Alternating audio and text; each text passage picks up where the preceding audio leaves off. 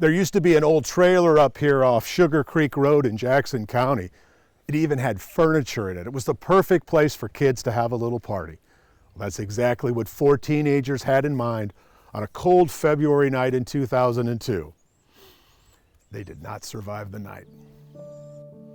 Joseph Parker Jr., Lacey Greer, T.J. Coment, Elizabeth Maddox, all burned to death on February 9th, 2002. And we was also told that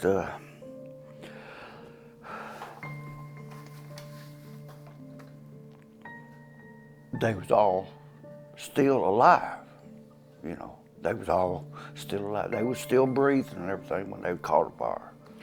There was 4 imprints on the slab. I mean, that's the way I took it. That's where they perished at. That's where they burned up at, is right there. 20 years later, there is still so much pain, so much unfinished business surrounding these unfinished lives. At 16, Lacey Greer decided she wanted to be a great cook just like her mom. She never got the chance. Pure hell. There's not a day that goes by you don't think of them.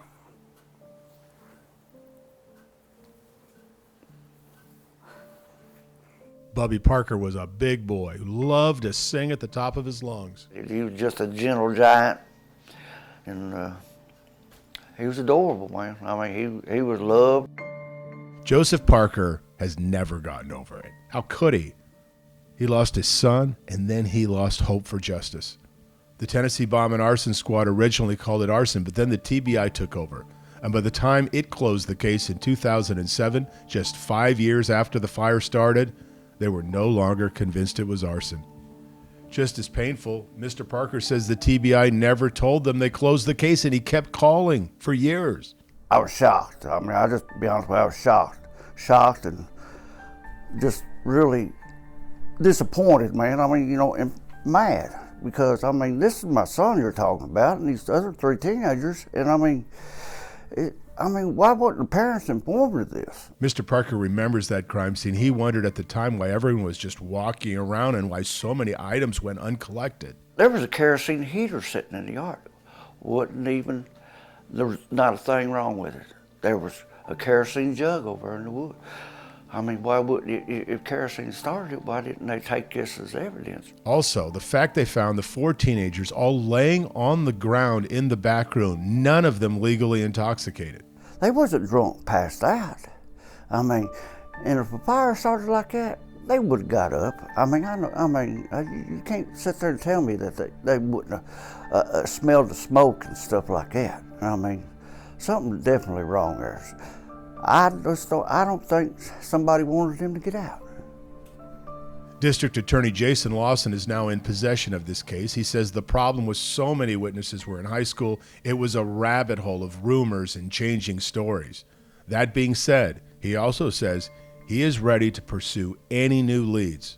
You know, there's a lot of information out there, there's a lot of misinformation out there, and we just want to turn it over to law enforcement and let them pursue every single lead and see if it's going to develop into something that makes a provable case, or if it's not a provable case. We don't want to leave any stone unturned. The families of T.J. Coment and Liz Maddox still don't talk about what happened 20 years later. But Mr. Parker will talk about it until the day he dies. That painful combination of grief and anger. Pissed. I mean, yeah.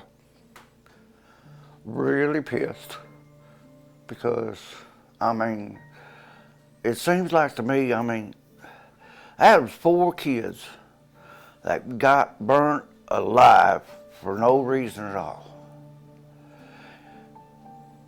And it seemed like that county really didn't care. I mean, you know what I'm saying? I mean, it's just like, oh, well, you know, they was partying, you know, it's an accident. No, it wasn't an accident. It was a set deal.